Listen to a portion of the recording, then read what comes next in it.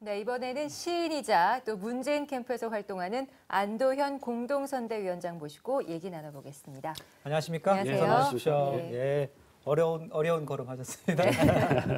자, 근데 문학의 인사들이 많은 인사들이 그 민주통합당 지지를 많이 하셨지 않습니까?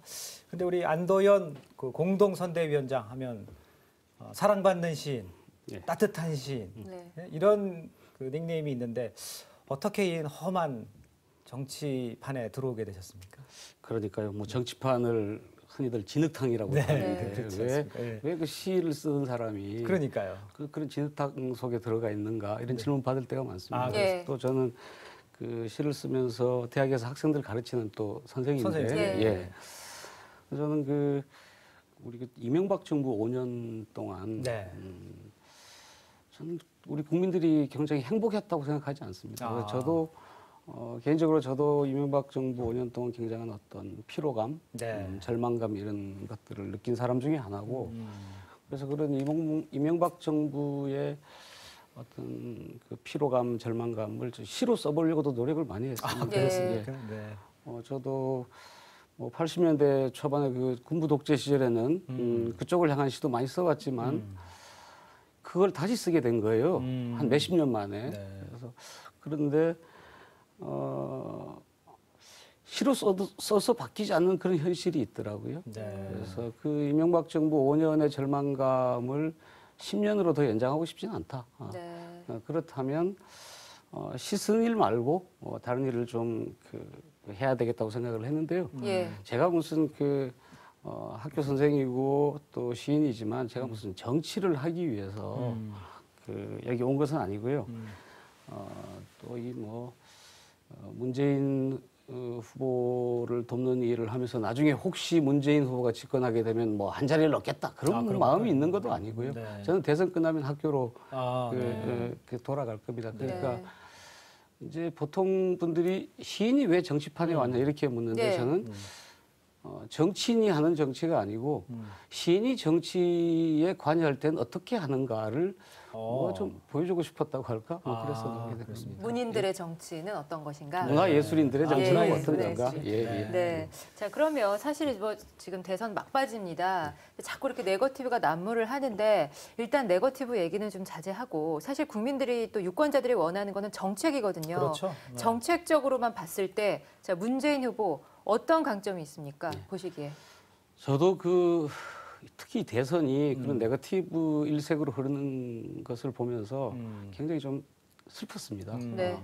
이렇게 하지 않아도 될 텐데 아까운 TV 토론 나와서 네거티브 하지 말고 서로 정책 토론했으면 좋을 텐데 그런 생각을 많이 했고요. 그리고 문재인 후보가 뭐 내세운 여러 가지가 있지만 그중에서 네. 크게 한 서너 가지를 꼽는다면 네. 경제민주화. 물론 박근혜 후보도 경제민주화를 이야기하고 있습니다만 저는 내용이 굉장히 다른 거라고 생각을 하고 있고요. 네. 그리고 민생복지도 박근혜 후보도 똑같은 이야기를 하고 있지만 저는 자세히 뜯어보면 내용은 굉장히 다른 거라고 생각을 합니다. 그리고 또 하나 아주 크게 차이가 나는 것은 MB 정부 5년 동안 거의 중단되다시피 한 그 남북관계의 복원 문제는 네. 두 후보 간에 굉장히 차이가 많이 나는 지점인 것 같고요.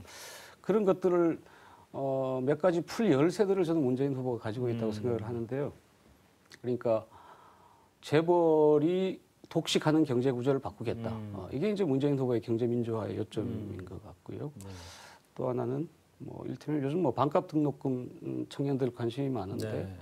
국립대부터 순차적으로 반값 등록금을 실현하겠다 하는 게 이제 민생복지의 네. 또 대표적인 공약 중에 하나라고 네. 생각합니다. 그리고 지금 뭐 통로가 아주 몇 년째 꽉 막히니 남북 관계를 풀무로 해서 네.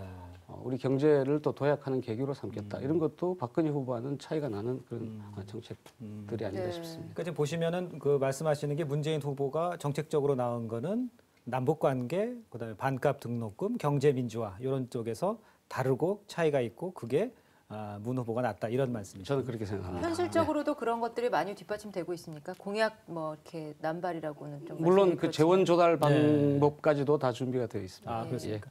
그러면 지금 그 선대위원장으로서 그 특별히 문 후보를 지지하는 이유는 어떤 것이었습니까? 그냥 시인이셨다가 문 후보를 지지하게 된 이유.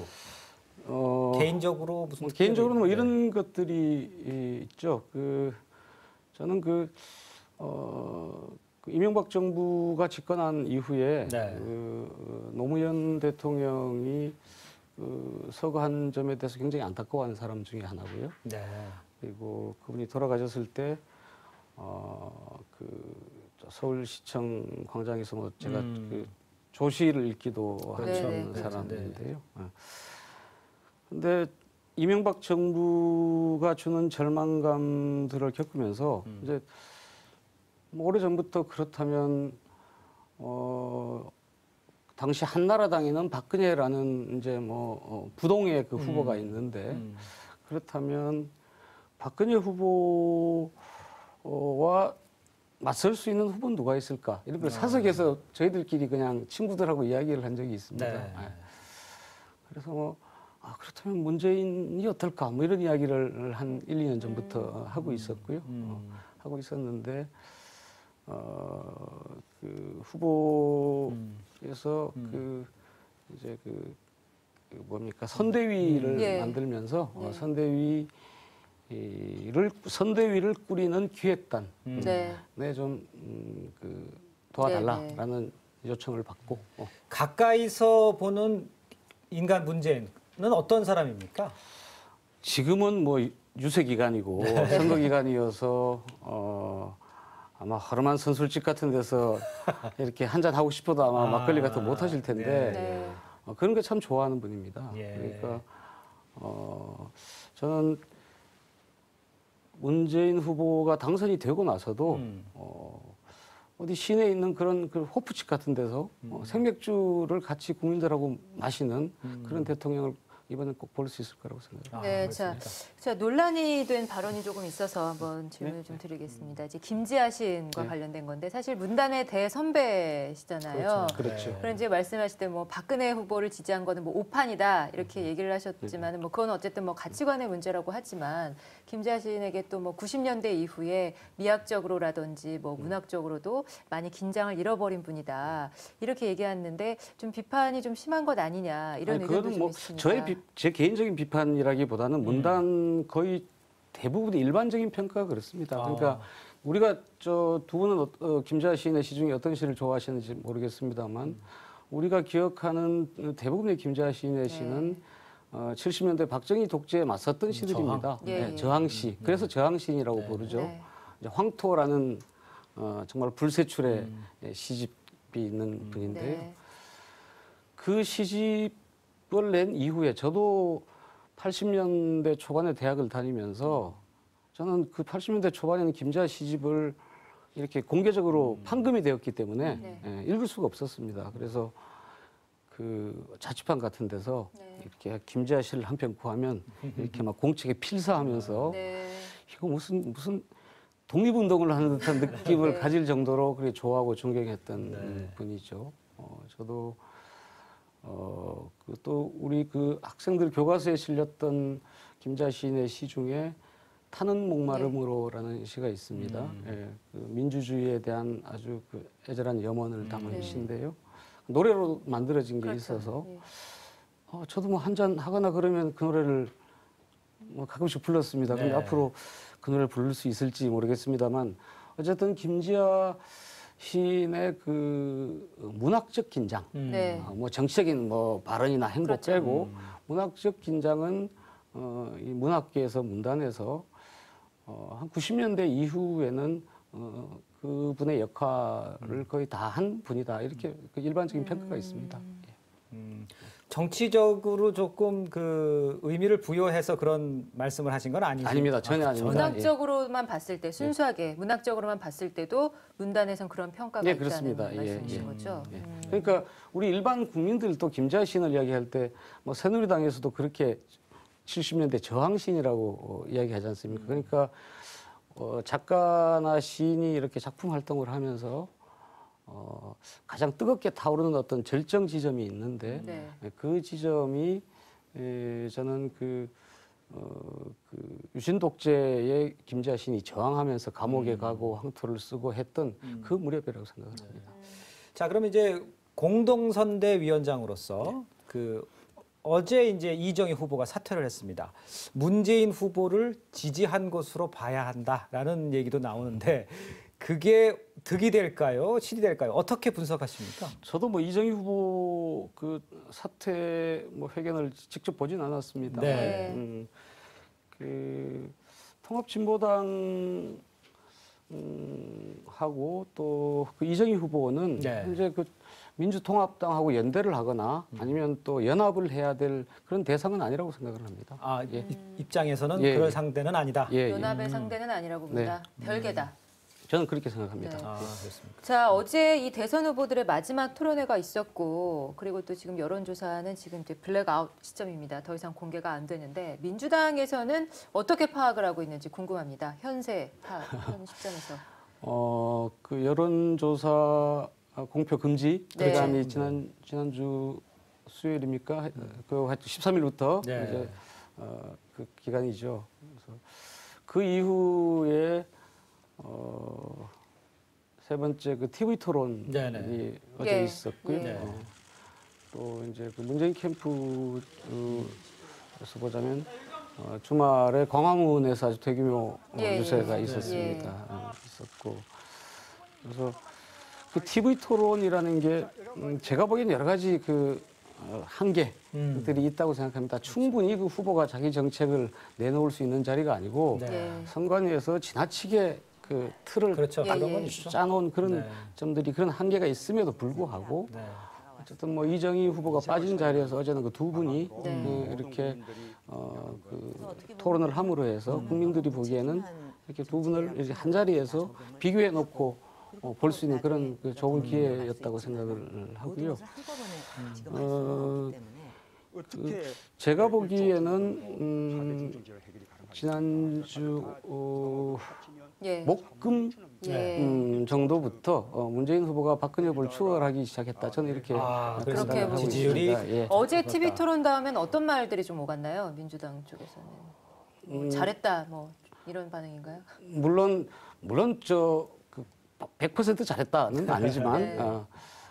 저는 그 문재인 후보의 어떤 경륜과 식견 이런 것들을 잘 보여준 TV 토론이었다고 생각합니다. 네.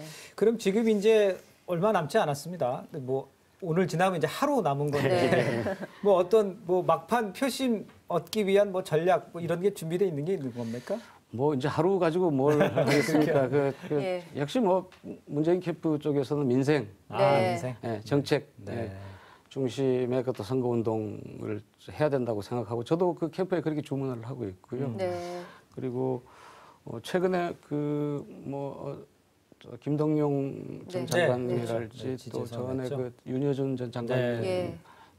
그러니까 이 민주통합당이라는 데가 무슨 그 종북 뭐 이런 사람들이 모여 있는 데가 아니고 정말 그 합리적인 중도 보수 인사들까지도 이렇게 묶는 곳이다. 그분들이 문재인 후보한테로 이렇게 모이는 곳이다. 그래서 그런 그 대통합의 이미지 네. 이런 것도 좀 중요할 것 같고요. 그 무엇보다도 더 중요한 것은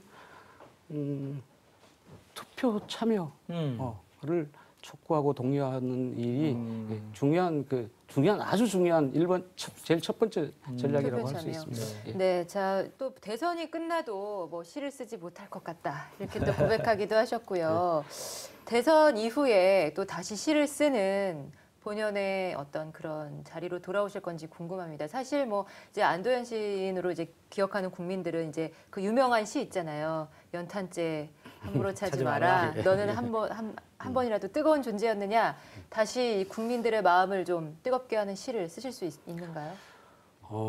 제가 저 문재인 후보 캠프에 와 있으면서 몇 개월 동안 책을 못 봤습니다. 그래서 이 대선이 끝나면 학교로 가서 못 읽었던 책을 좀 많이 읽고 싶고요. 네. 책을 읽다가 보면 또 시도 또 오르고 또 쓰게 되겠죠. 그리고 저는 저는 뭐 그 정계에 진출하기 위해서 여기 온 게 아니고 이 국민들이 정치라고 하면 왠지 그 고개를 흔들죠. 그렇죠. 뭔가 국회에서 멱살을 잡고 싸우는 게 정치인데 이 정치가 또 문재인 후보를 통해서 좀 바꿔지고 또 정권이 바꾸고 네. 바꿔지고 이런 것만 완성이 된다면 저는 뭐 학교로 돌아갈 거고요. 그리고 나중에 문재인 대통령 5년 집권 기간 동안에 혹시라도 지금 약속한 것을 잘 지키지 못한다면 저는 또 멀리서라도 비판하는 그런 사람이 될 겁니다. 대선이 끝나도 시를 쓰지 못할 것 같다라고 고백하신 거는 어떤 심정으로 한 건가요? 왜냐하면 아시겠지만 정치하고 시는 너무 멀리 있는 어떤 거지 않습니까? 예, 예. 근데 이렇게 늘 정치하는 분들 만나고 또 정치하는 분들하고 회의하고 뭐 이런 그 과정 속에서 야, 내가 점점 시하고 멀어지고 있구나. 실제로 뭐 한 몇 개월 동안 뭐 한 줄도 쓰지 못했고요. 예, 한 줄도 쓰지도 못했고 네. 한 줄 읽지도 못했고 그렇습니다. 이제 제대로 돌아가야죠. 네. 근데 그 민주당에서는 77% 정도의 투표율이 나오면 승리할 수 있다. 뭐 완승이다 이렇게 얘기하는데 선대위원장으로서 어떻게 투표 동료를 위한 그런 전략들을 지금 가지고 계신가요? 하고 계십니까? 저는 77%가 되면 무조건 문재인 후보가 이긴다고 생각을 합니다. 예. 그리고 투표율만 높으면 예. 문재인 이긴다. 예. 네. 그리고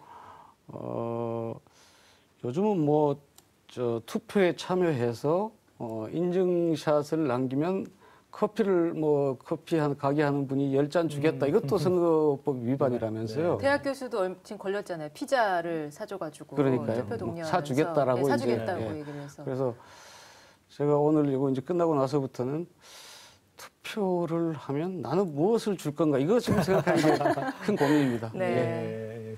그러면 지금 77% 정도의 투표율은 올릴 수 있는 방법들을 지금 연구를 많이 하고 계신 겁니까? 뭐 여러 가지로 하고 있죠. 여러 가지로 하고 있고 그 투표율이라는 것은 이제 개표를 해봐야 아는 거지만 저는 최소한 3~4%라도 뭐 저의 개인적인 희망사항입니다. 네, 네. 그렇게 된다면 나라가 많이 바뀌지 않을까 이렇게 생각합니다. 제가 보기에 민주당 오늘 처음 뵙는데 선대위원장 치고 좀 전투력보다는 좀 온화하신 것 같아요. 제가 시인이지 않습니까? 그렇습니다. 자, 마지막으로 네, 지금 마지막으로. 한마디 뭐 해주실 수 있는 말씀 예. 있으면 해주세요. 우리는 대통령이라는 자리를 물론 우리나라가 대통령 중심제이기 때문에 하나의 권력의 정점으로 알고 있는데 권력의 정점에 있는 대통령보다 더 센 거는 저는 국민들의 투표라고 생각을 합니다. 네. 그러니까 우리가 평소에는 대통령 이기지 못합니다. 네. 그런데 투표하면 대통령도 이길 수 있습니다. 네. 네, 오늘 나와주셔서 말씀 감사합니다. 고맙습니다. 고맙습니다.